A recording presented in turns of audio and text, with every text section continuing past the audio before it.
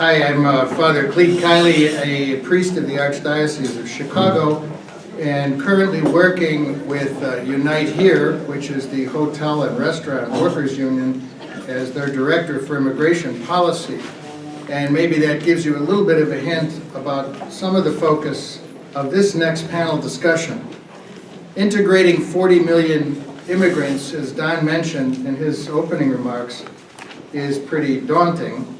And the fact is the church can't do it alone, and we can't do it simply in many of the typical or ordinary ministries that we've been talking about so far. We need all of those, but we need some other avenues in which to make this integration possible. The title of this particular panel, Missing, Emerging, and Re-emerging Ministries, Programs and Sectors. That's a pretty vague title, but I think it lets you know it's kind of a catch-all, that there's a range of things that we're going to be talking about which have to be part and parcel of making immigrant integration feasible. I want to hold up for your image a moment. I was pastor in a parish in Chicago, I guess I would say was our largest Mexican immigrant parish. And if I could hold up for you for a moment the calendar that you would see in the rectory on a board, some of the things going on in that parish.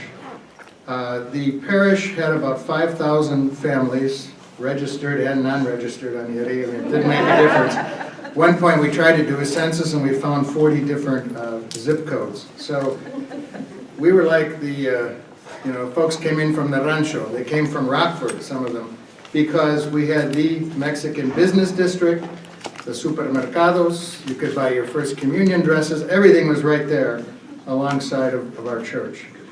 But what you might see on that calendar, for the weekly calendar, were things like this.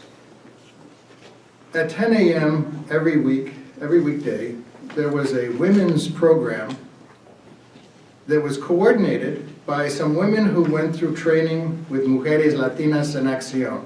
Not a Catholic organization.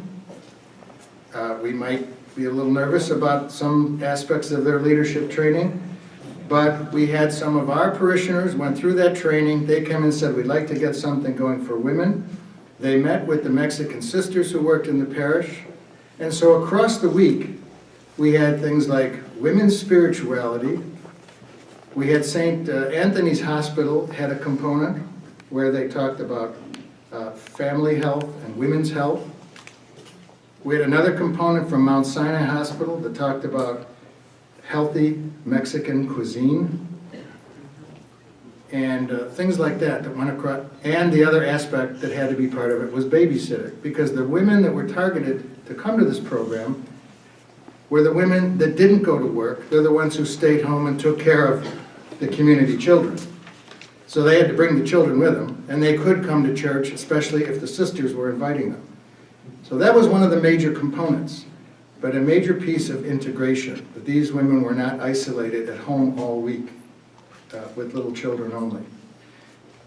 Another component that you might have seen up on that board would be the English language classes put there by organized by the city colleges of Chicago. We were the venue. The Community Action Program of the Chicago Police Department held its meetings in our hall. And they were open dialogues with the police commander about things going on in the neighborhood. UNO, which is our neighborhood organization, conducted citizenship classes and also home ownership classes, which they co-sponsored with the local chamber, the Mexican Chamber of Commerce. All of these things made our parish just this booming center. There were all kinds of things going on there, and every single one of them was meant to try to help integrate the folks in the community. Another partner in those were some of the labor unions that of which many of our parishioners belonged. Some of them would have been like Unite Here, again, the hotel and restaurant workers, the service employees union, the laborers union, but also some of the building trades. were part of this organization or would be sponsors with the neighborhood organization and the Chamber of Commerce of some of these integration programs.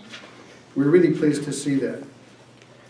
Not too long ago, I guess about a year and a half ago, I had a number of labor leaders ask me whatever happened to all the labor priests, and Bishop DiMarzio mentioned the labor schools.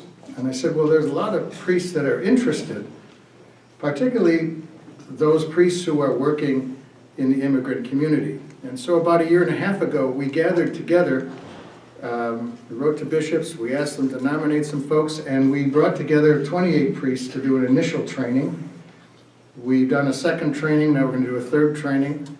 We have about 80 priests, most of whom are working with immigrants, and about half the group are immigrants themselves, who want to pick up, I don't know if they'll get to labor schools, but they understand the link of their parishioners going off to work, or spending most of their time at work, not with their families, and not in the community, but at work, and working under some terrifically difficult circumstances.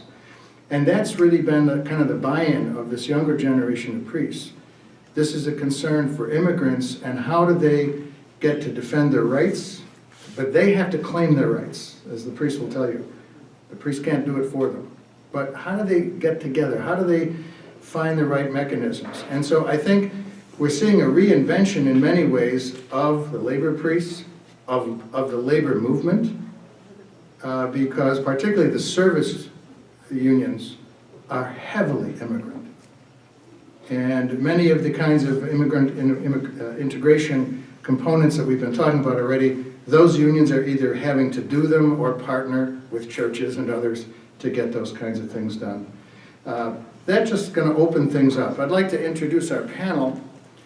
First, we've got Dr. Joseph McCartin from Georgetown University, from the Kalmanovitz Initiative for Labor and the Working Poor. Kimball Baker is a labor historian and has done a very interesting book called Go to the Worker, based on challenge of the papal encyclicals, that's where evangelization, in a way, needs to take place. We need to get out and go to the workers where they are. Fascinating piece of his book, Go to the Workers, I found was that the first chapter was all about my first pastor, Monsignor John Hayes, who had come out to Washington in the 30s to help start those labor schools that Bishop DiMarzio mentioned.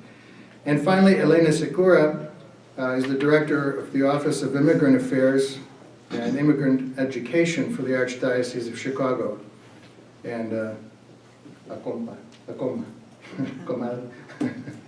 so I'd like to let them kick it off, and I'll get out of the way now. Thank you.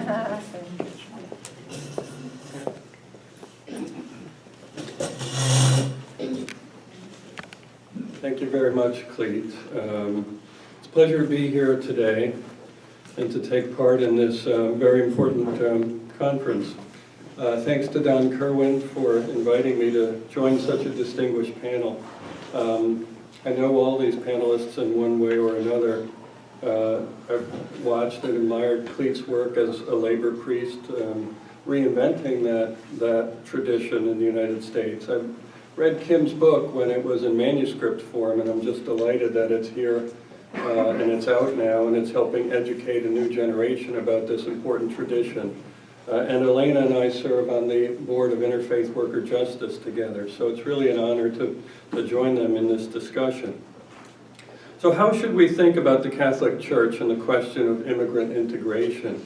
And what can we learn from the Church's engagement with questions of labor, from its labor ministry, from the long history of the Church and its involvement in the working lives of its flock in the United States? Can a revived labor ministry offer new opportunities for the Catholic Church to honor the dignity of immigrants and attend to the whole person?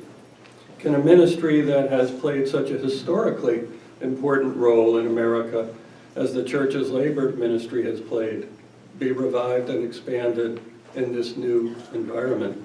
I'd like to address these questions from the perspective of history and my role as a professor of U.S. labor history. And I'd like to make 4 points.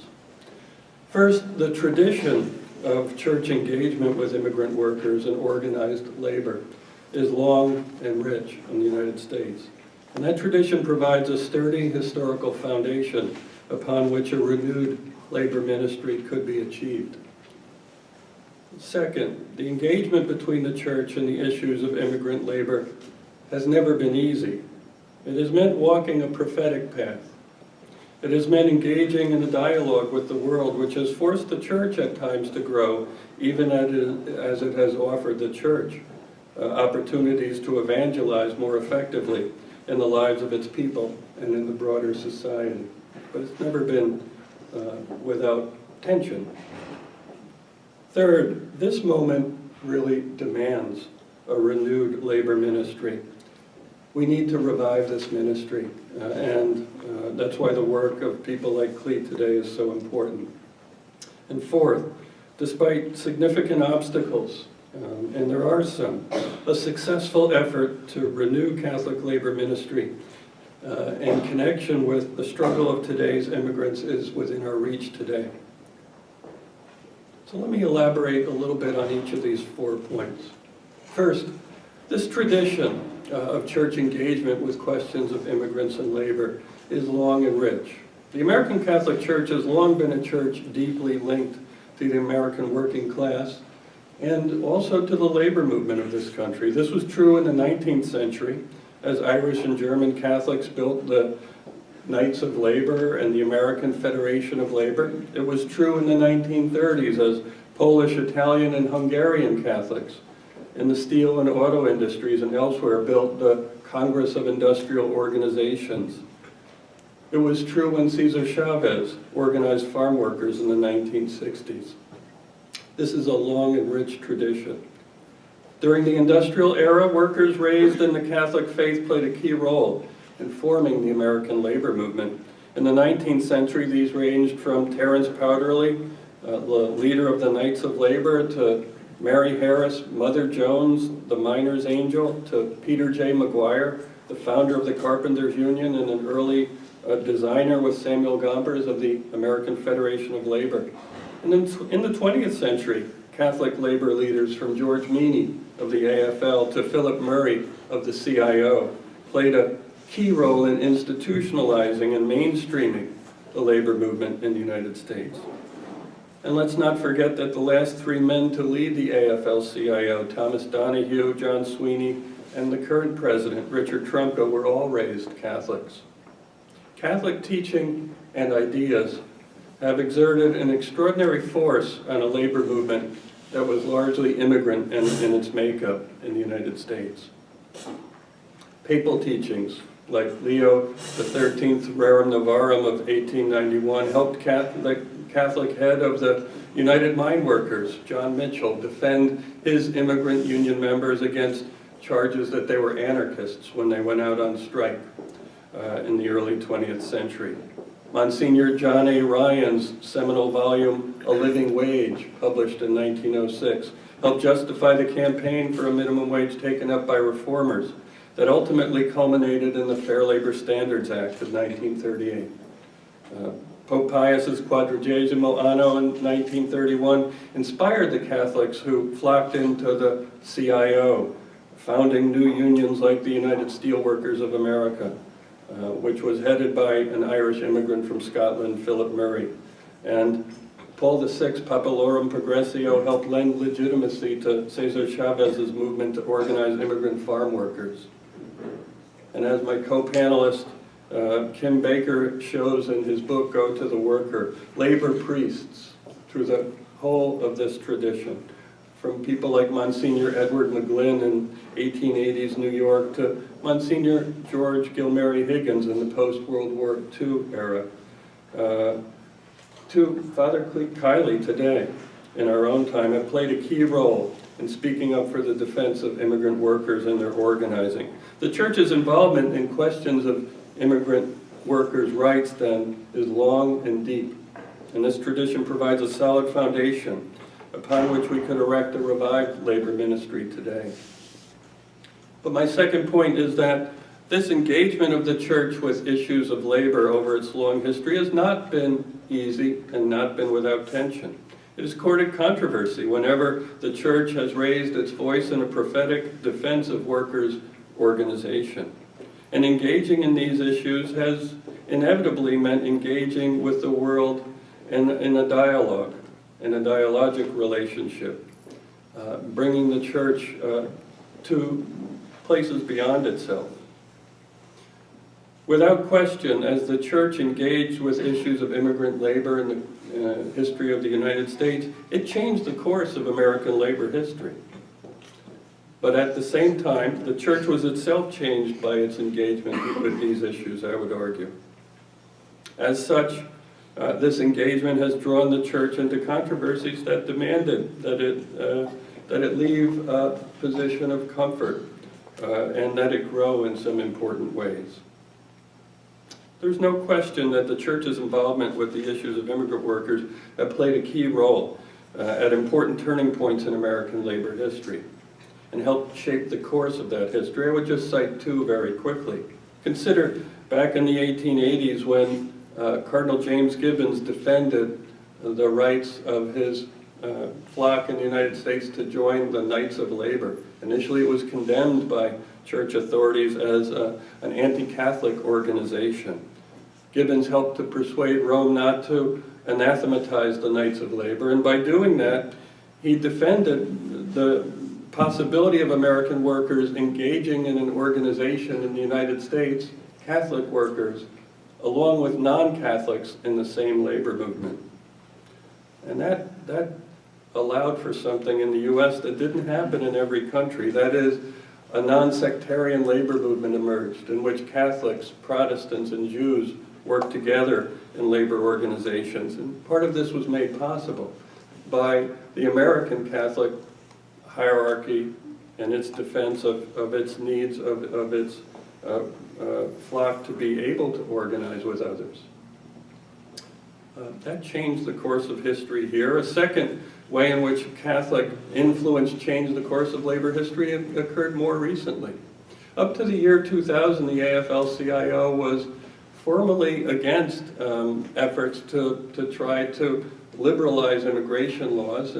Since the time of Samuel Gompers believed, and it's understandable why it did believe this, that restricting immigration was crucial if one was to be able to successfully organize workers in the United States. But in part because of Catholic influence and relentless lobbying on behalf of the church, on behalf of immigrants, the AFL-CIO changed its position now more than a decade ago, and now it's one of the leading voices in the call for comprehensive immigration reform. Catholic influence has helped to change and to shape American labor history. But you could also say that American labor history and Catholic engagement with that history has changed the American church and shaped it in some important ways. I'll just mention one for time's sake. The Catholic experience in the U.S. of engaging in a labor movement that was non-sectarian, that included people from other faiths, provided, I think, a crucial laboratory within which the American church engaged with non-Catholics and learned a language of ecumenism. It's no coincidence, I think, that one of the leading voices at Vatican II calling for improved relations between Catholics and Jews was Monsignor George Higgins, who was also the most prominent labor priest in the United States in that period. Higgins' long engagement through the labor movement with non-Catholics helped him speak authoritatively to the questions of ecumenism. The church in the U.S. has been enriched by this engagement, I would argue. But, you know, that has sometimes involved some tensions. My third point, this moment really demands a renewal of this tradition. We are living in the midst of a crisis today, every bit as profound as the one that marked the transition toward an industrial society in the late 19th and early 20th centuries, when the nature of the economy was undergoing staggering change and workers were struggling to create forms of self-organization and solidarity that would allow them to resist exploitation. The immigrant issue today is more than a question of national policy in terms of reforming immigration laws, the changes that have reshaped the world economy in recent years have made the immigrant question a labor question in very important ways. As capital now flows in a flash from one corner of the globe to another, and as goods traverse the seas for mere pennies a ton in giant container ships, the increasingly precarious workforce of the 21st century chases the promise of economic opportunity across borders. And so the immigration problem is inevitably linked to the labor problem. Dealing with immigration today requires dealing with the labor problem. There's a second reason why I think it's very important that the church revive its labor ministry today, and that is that it's labor ministry that helps the church understand what it means by integration. Because the kinds of integration that we seek for immigrants today is not mere assimilation, but rather the change that brings about justice for those immigrants within the structure of this society as it currently exists.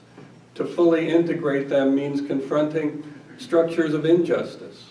And it's the labor ministry, I think, that has allowed the church to see and to articulate this most clearly. My final point, despite significant obstacles, which I think exist today, I think that we do have an opportunity to renew this important ministry. Let's make no mistake, despite the excitement generated by Pope Francis and his very compelling witness on behalf of the poor, it won't be easy to develop a renewed labor ministry in the United States. It's going to require real intentionality and focus and work on behalf of people like all of us here. Because the situation is different today than it was a generation or two ago.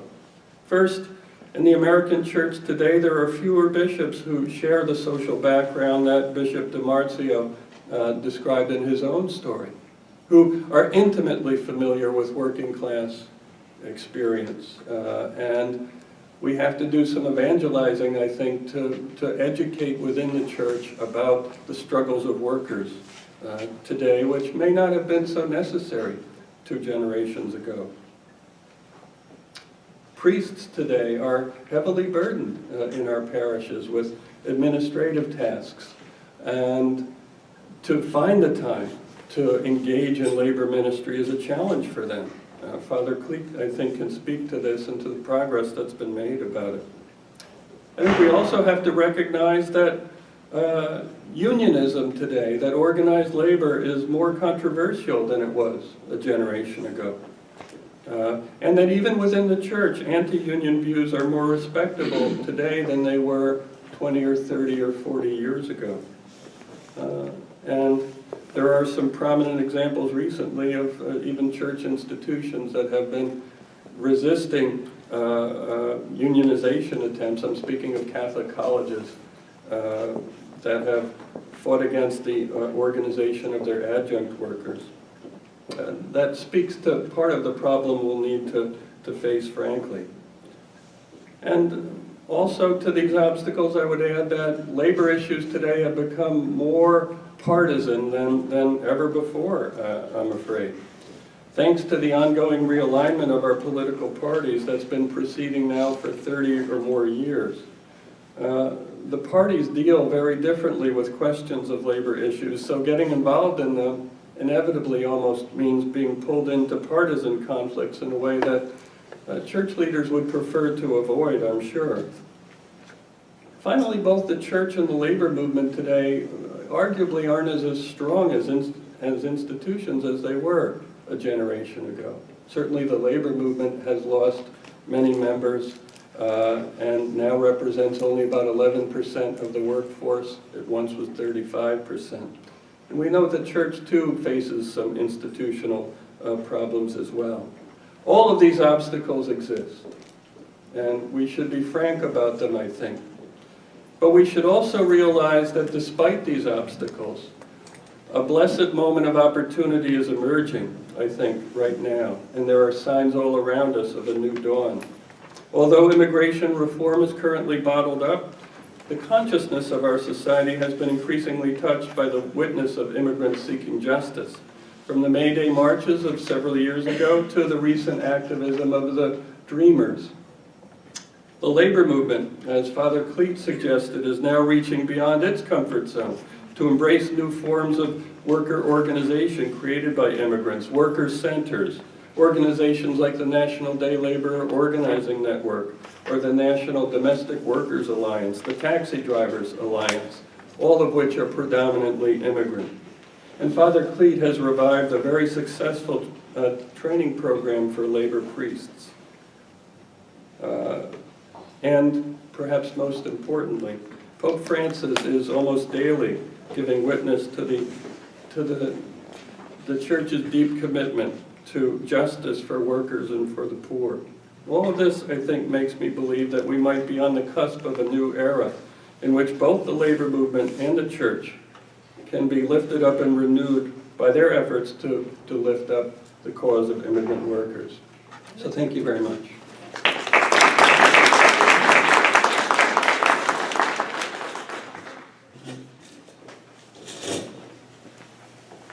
Good morning. I'd like to add my voice, first of all, to the happy 50 wish to the center.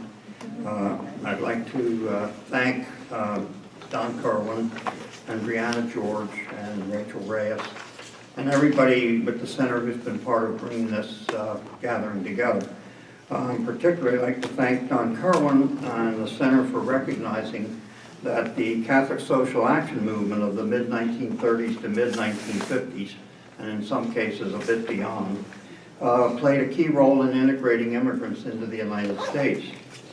I feel very gratified that my history of the movement, Go to the Worker, America's Labor Apostles, has contributed to that recognition, and I hope you'll find my comments useful in these proceedings. And I did bring some copies. The publisher of my book, Marquette University Press, created a special offer for this conference, and so I've made available some copies here on the table that has material, so feel free to take a look at the book, and I do think it does have a direct connection to what we're discussing here today, as all of the panelists have already touched on.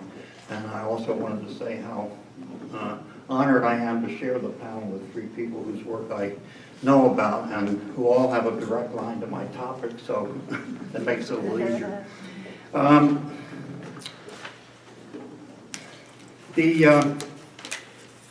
Elena represents the Chicago social justice tradition, and that's one of the traditions that I look at in my book. We're right in the center of where a lot of these things took place, and I'm glad to say that I feel like quite a bit at home coming back here. I'm in retirement in South Jersey now, but I worked a good part of my work life a few blocks down the street here at the Labor Department in the Employment and Training Administration, and it was actually that work that helped me gain a greater recognition of the crying need in this country for worker justice.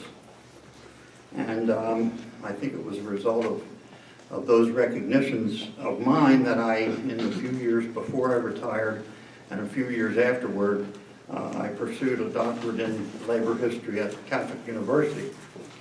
I think many of you know that you don't really choose a dissertation topic. The dissertation topic really chooses you. And my dissertation advisor, very fortunately, was the renowned labor historian Gary Gerstle, now down at Vanderbilt, who told me of the formation in the mid-1930s United States of a group of Catholic priests and lay people who helped workers organize and bargain as part of what the group's members considered to be their spiritual calling. And this was a huge discovery for me to find out that happened, and a great discovery.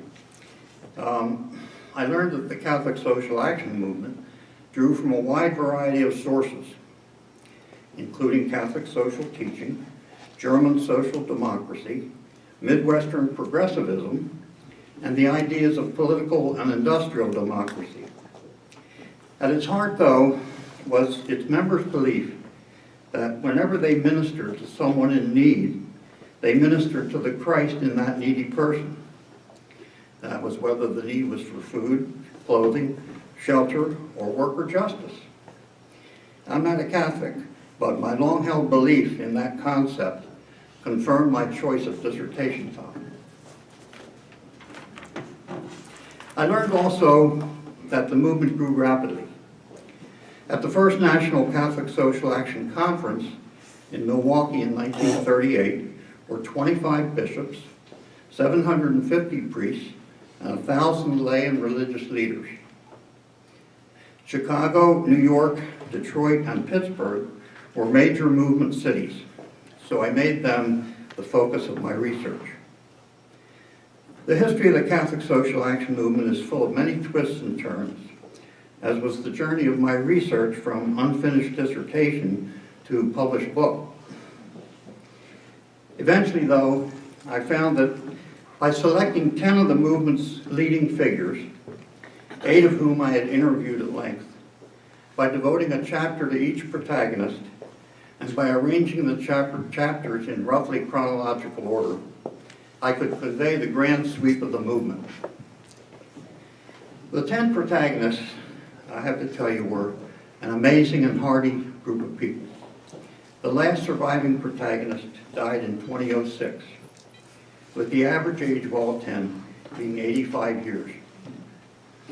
But what struck me most, I guess, was their sense, close to a half a century later, of having been part of a driving force which made them, their beneficiaries, and their country better, and which had the potential to enhance any era. Their legacy certainly inspired me to keep my promise to them to tell their stories, and thus to shed light on what was a largely forgotten chapter of American and Catholic history. All very well and good, you say, but what lessons can we learn today from this history about integrating immigrants into American life? Well, I'm glad you asked. First of all, I think we need to be aware that this kind of integration was part and parcel of what the Catholic Social Action Movement did. Many, if not most of the workers it helped were immigrants or the children of immigrants, and were largely Catholic. Indeed, the composition was much the same regarding the priests and lay people who helped these workers. The movement operated primarily through its labor schools. The bishop earlier alluded to those schools, and that was a good reference. There was approximately 150 of them by 1940. These schools were integrative by their very nature. They brought together diverse groups of workers, immigrant or not, and Catholic or not, for school terms of about 8 weeks each. Courses included labor law and history, Catholic social teaching, current labor events, parliamentary procedure, public speaking, and sometimes English. The schools were run by dioceses, by the Jesuits, by the Christian Brothers and other orders, or by chapters of the Association of Catholic Trade Unions. Secondly, keep in mind that the formation of the Catholic Social Action Movement, as has already been alluded to here, went hand in hand with the explosive growth of industrial unionism. Workers in steel, coal, textiles, meat packing, automaking, and other mass production industries organized in droves under the New Deal's National Labor Relations Act of 1937. Multitudes of these workers were Catholic immigrants whose eyes and ears were wide open to the activists who answered the call of Pope Pius XI in his 1931 encyclical, Quadragesimo Anno, to go to the worker. Immigrants were a vital part of the New Deal era's heady, exciting mix of economic, political, cultural, and spiritual energy and togetherness. A third connection between the Catholic Social Action Movement and immigrant integration, and I think this is the major connection that we need to talk about, is the centrality of the moral factor. Priest and noted economist John Ryan a founder of the movement, expressed that centrality when he affirmed in 1936 the Social Action Encyclical's message that economic and other human actions are subject to the moral law. Ryan contended that buying and selling, borrowing and lending, employing and serving, wage paying and rent paying, and even specific pieces of legislation can be just or unjust. The National Labor Relations Act, which Monsignor Ryan helped to draft, and which he called beneficent and far-reaching, certainly exemplified justice. And so will legislation, I believe, for true immigration reform. I invite you to take a short look back with me at ways in which Catholic Social Action Movement members applied their morality, since I think this will help us as we engage in similar adventures now. Take Father Ryan himself, as you've already heard, in his 1906 book, The Living Wage. He developed that concept in very usable terms, and by the time of the movement, it was widely accepted. It has helped millions of the working poor, and is in the middle of today's wide-fronted attack on inequality. Or take Father George Higgins, also mentioned here, who succeeded Ryan as director of the National Catholic Social Action Department. Soon after he took the job, he threw a bright moral spotlight on the Taft-Hartley Act of 1947, which eviscerated the National Labor Relations Act by adding provisions allowing states to adopt so-called right-to-work laws. Higgins, in an official statement, called these provisions unfair and unworkable. This forthright stance almost cost him his job. But the hindrances to worker organization in the so-called work-the-right states, and there are now 24 of them, have thoroughly confirmed his judgment. Later, as Monsignor Higgins, he played a key role, as many of you know, in organizing farm workers and the workers in Catholic hospitals. In his view, he was calling the church to reclaim its own heritage of justice. I'd like to give special recognition here to Dorothy Day.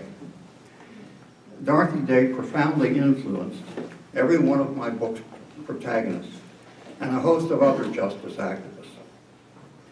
Her Catholic worker movement was a powerful forerunner of the Catholic Social Action movement. Her houses of hospitality around the country provided food and shelter for multitudes. And she reached other multitudes through her widely read newspaper, The Catholic Worker, in which she supported Pius XI's call for workers to have a share in the management of the calling to which they were engaged. I'd like to mention another example, Ed Marciniak. I'm sure some of you have heard of him, particularly in the Chicago area. One of the book's three lay protagonists. He was the son of Polish immigrants who ran a grocery and butcher shop in Chicago. Father John Hayes, another book protagonist, and a school teacher of Marciniak, introduced him to the Catholic Worker. And soon, his student was showing up at union organizing drives, passing out the Catholic Worker, and a few times being hauled away in a paddy wagon. Marciniak went on to a long and distinguished social justice career.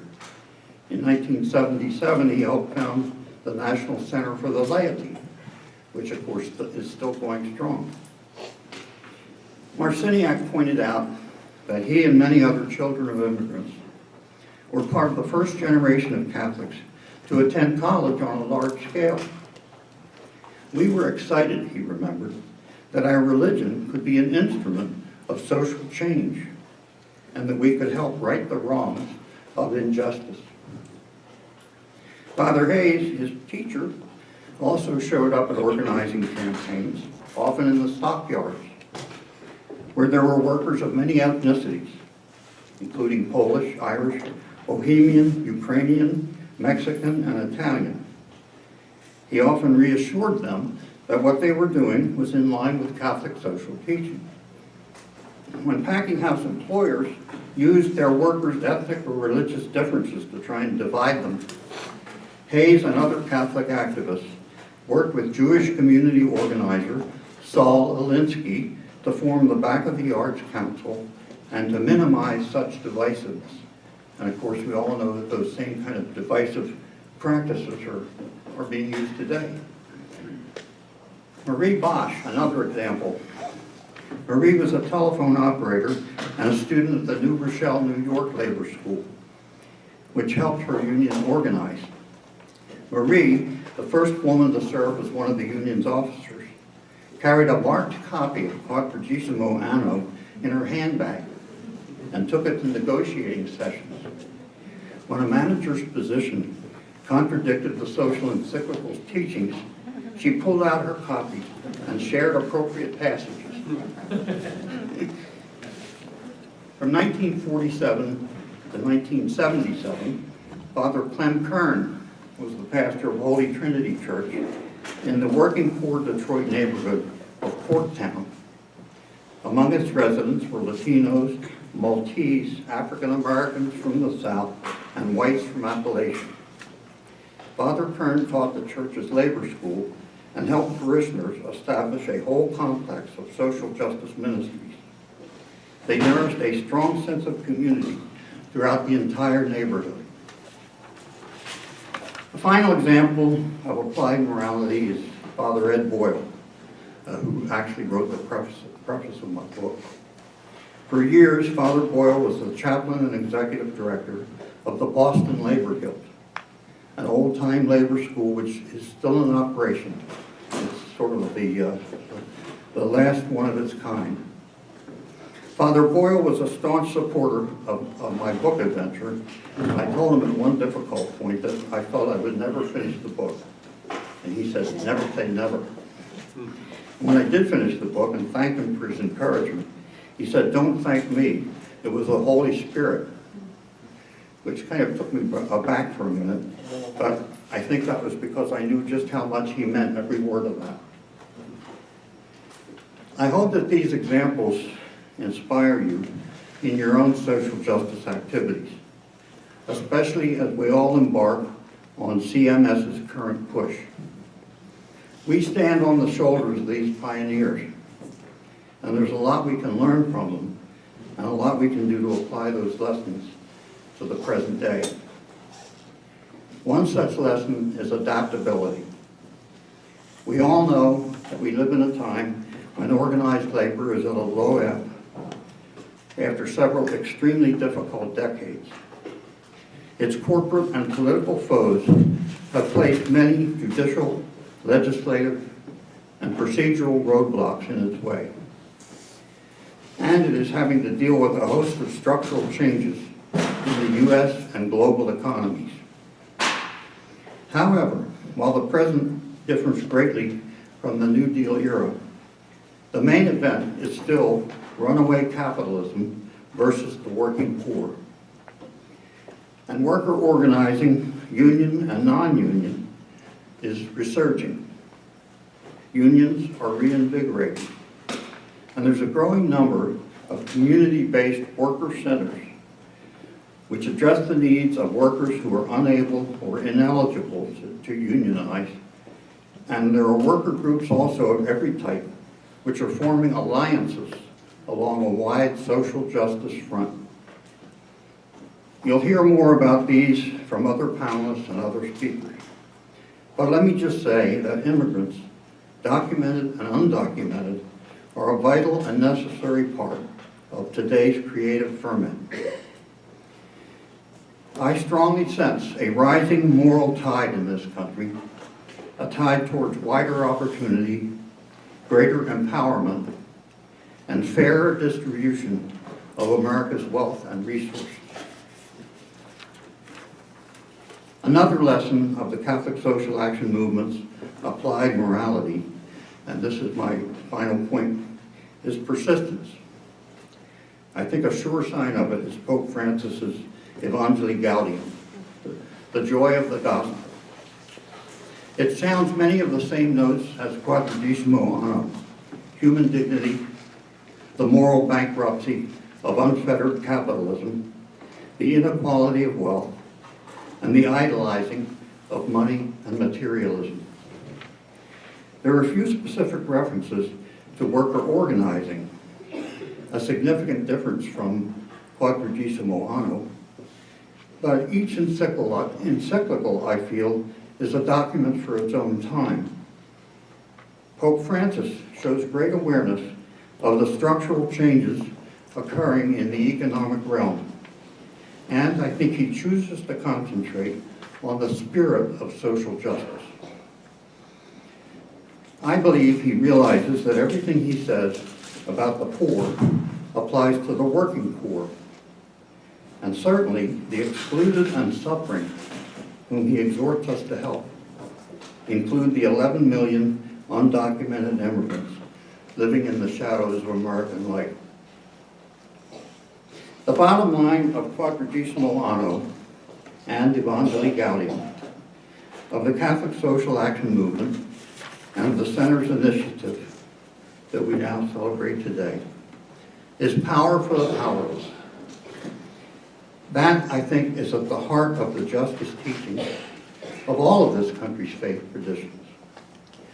So it's important, I think, for us to be fully ecumenical, as exemplified by groups like Interfaith Worker Justice, and by the Catholic and other projects which are going to be highlighted at this conference. Empowerment is also, of course, at the heart of the principles that this country is founded on. The preamble of the U.S. Constitution calls upon us to establish justice.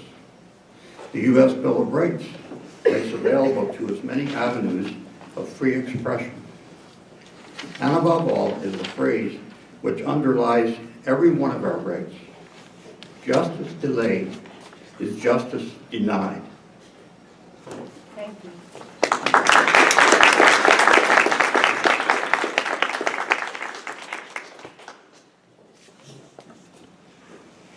Thank you for the opportunity to share with you about our immigrant to immigrant ministry. Our work really is a result of the failure of immigration reform of 2007.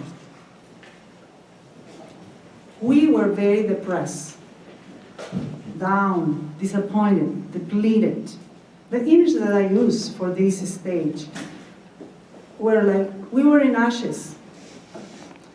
Especially when we keep hearing the increase of raids, deportation, and detentions. We needed to do something. We needed to respond immediately to the immigrant community in the Archdiocese of Chicago.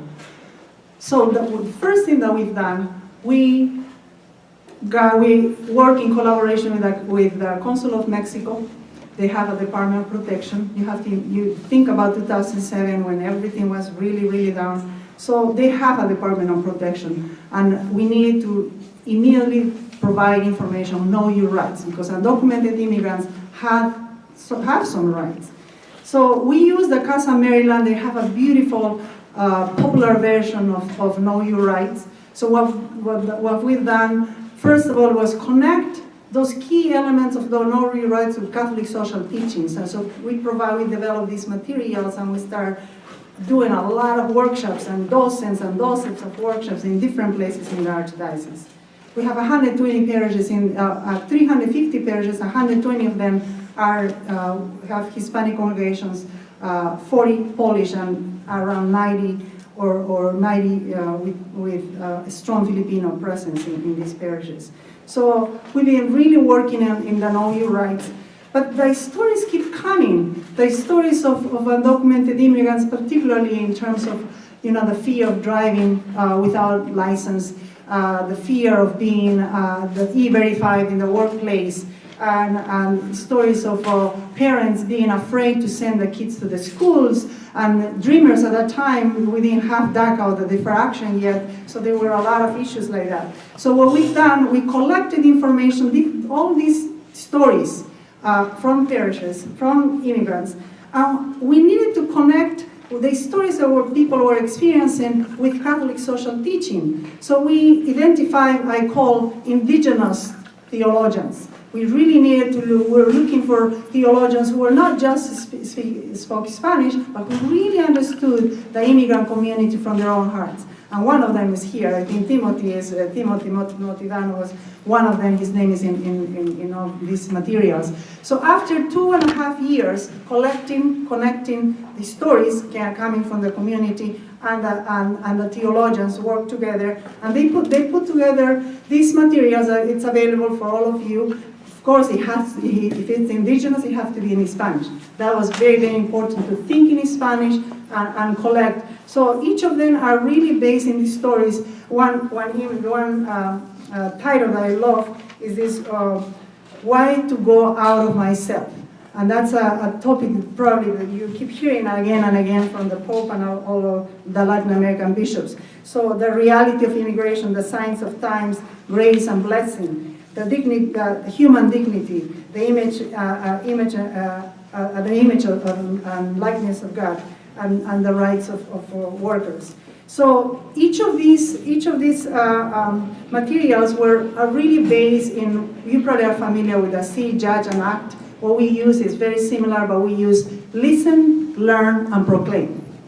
At the same time that this was happening in the development, I believe in a God that is always present and is even always ahead of us. Always ahead of us. So in 2000, this is 2007, right? In 2008, I learned that the bishops of Latin America have been working in this Aparecida, which is a document, an amazing document. I just remember, and I got this popular version of Aparecida, the very, very, very popular language, in Spanish, of course. So we got like 20 of these or so. We gave to the groups in different parishes in the Archdiocese working on to use this material. It was an amazing blessing to receive that we are not alone. What we were doing with blessings of these Latin American bishops. So it just disappeared. I think it was in less than 20 hours, these little books were all over and people were using it in their reflections. So during that process, I'm talking about 2007, 2008, there are two very important questions the immigrant community came. One question was, what God is telling us? Now that our immigration reform did not pass in 2007, we're going to be living in a time of uncertainty. We're pilgrims. We're here. We don't know when, to this day, when immigration reform will pass. God is talking to us. Second, is there something that we can do for ourselves? Or do we have to wait for somebody else to do something for us? Two very important questions. As a result, as a response to these questions, the Immigrant to Immigrant ministry was born. Or in Spanish, we call the Pastoral Migratoria. For me, really has a lot, because it has to do with who we are, what we do, who we are. Pastoral Migratoria is a ministry of evangelization. It's very important for me to address, and always, from 2000, I became Catholic in 2006. I don't think it's a coincidence either. and in that process, it was everything that I was learning, I was communicating. I was learning, I was reading the scriptures, I was communicating to people. So it is a ministry of evangelization. It's a ministry of leadership. It's a ministry that connects faith and life. It's a ministry that invites immigrants to respond to their baptismal call to engage in actions of service and justice in their parish communities. Very simple. We are evangelizers with who we are. Our faith are being lived in the community. Yes, we go to the Eucharist, and the Eucharist is so pivotal, for me personally, radical. It is. We go to our temples to receive the Eucharist, and we go from our temples to the society to give, to take the Eucharist of who we are. So justice, charity, and service are together. They are not separated. They are together because we're human. We're one human being living in the community, and we are to live with who we are with our faith. So the Pastoral Migratoria, the Immigrant to Immigrant ministry, has a formation process. It's a 7-week formation process. Basically, is based in these educational materials, each of them. So there is always somebody who presents Catholic social teaching, a principle of Catholic social teaching, and we have a professional who brings a topic that relates the Catholic social teaching. For example, human dignity, we have a professional who also during the formation process talks about, could be immigration, could be domestic violence, anything related to that. And or it could be dignity of work, so labor issues is another one. If it's the rights and responsibilities, the civic participation is the civic component. So each of these are connected in Catholic social teaching is connected with a civic issue. After this 7-week formation program, people we call the pastoral agents. The pastoral agents are introduced in the parish community as part of a commissioning mass. The priest is the one who introduced them during mass as the pastoral agents. This moment is very, very important because where 2 or 3 things are happening at this point. The leaders are being blessed, are being recognized by the priest and by the community that they will have a role in this ministry. Second, we also, they receive a certificate of the formation process, but also receive a Bible, and the Bible is signed by the cardinal, and the cardinal says, blessings in your ministry to pastoral migratoria. It took us 2.5 years or so to come to convince the cardinal, but the cardinal loves this ministry. So everybody receives the Bible. Again, these ministries are actors, are doers, are evangelizers. These are people who the Bible is a tool that they are going to be reading continuously, but also living and acting in their faith. So after the commissioning ceremony, they are ready to start their ministry, right? And number one, of course, is how to identify the needs of the parish community. How do they identify? What are the needs of their parish community? During the formation process, they learn how to use, could it be a survey in the parish community, could be focus groups, or different ways how they could identify the needs of the parish communities. So as you can imagine, you already know, when we talk about Catholic churches, we're talking about a lot of people in our Catholic churches, right? For us, in Chicago, there are studies that more than 60% now immigrants are in the suburbs, not just in the city. That's the latest study that we just found out a couple of weeks ago. So it's fascinating, it's very, very important. We have like 4 or 5 parishes outside Chicago that they have people between 7 to 10,000 people in a given Sunday, and a few of them still in the city. And one of them, the father was talking about one of them, but now we have a lot of these parishes outside the city. And you can imagine the infrastructure that the church has, having thousands of people here. So number one, the first thing that we do is information. Dissemination of information, provision of information. Dissemination of information. We do have all these people in the church, right? The first thing, the easiest thing that could be done, we have informational tables after masses. And those informational tables, there are a lot of materials that they can take. That's the easy thing to do. Also, we can use the Sunday bulletins. We have the Sunday bulletin, the ads and announcements in the Sunday bulletins, or inserts in the Sunday bulletins. Or it could be also during the announcement time, during verbal announcements. Very, very important, very powerful. It depends who is the one who is saying too. And the other way to do it also is informational workshops. We do we're having informational workshops. People, it could be in different topics and issues. It could be workshops again, it could be in domestic violence, it could be in housing issues, it could be in financial literacy, it could be in immigration or labor issues. And they can bring also professional resources to the parish communities. And in these professional resources, we can have health clinics, health fairs, legal clinics, counseling centers that the community could receive these ministries.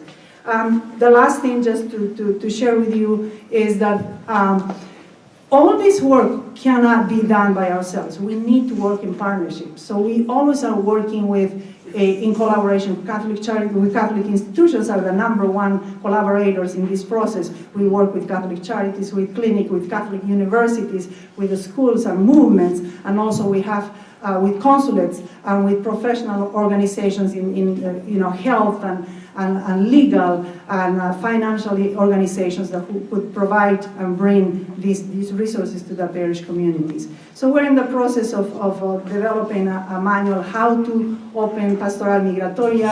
We are in 40 parishes in the Archdiocese providing these services.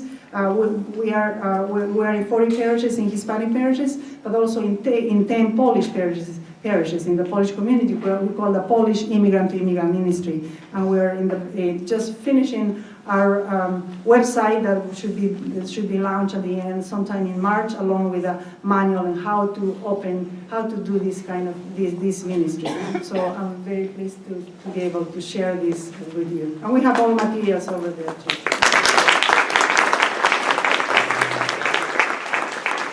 I'd like to thank the panel. This is terrific.